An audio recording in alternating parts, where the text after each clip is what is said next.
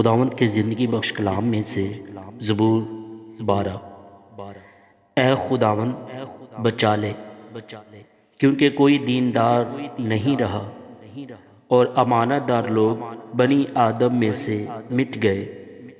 وہ اپنے اپنے ہمسایہ سے جھوٹ بولتے ہیں، وہ خوش آمدی لبوں سے درونگی باتیں کرتے ہیں۔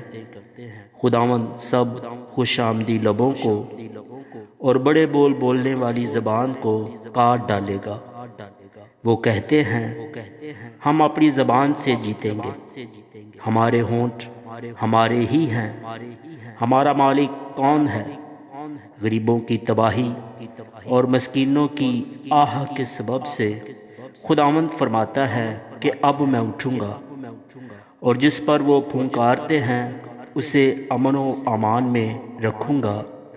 خداوند کا کلام پاک ہے، اسے چاندی کی مانند جو بٹی میں مٹی پر تائی گئی اور 7 بار صاف کی گئی ہو۔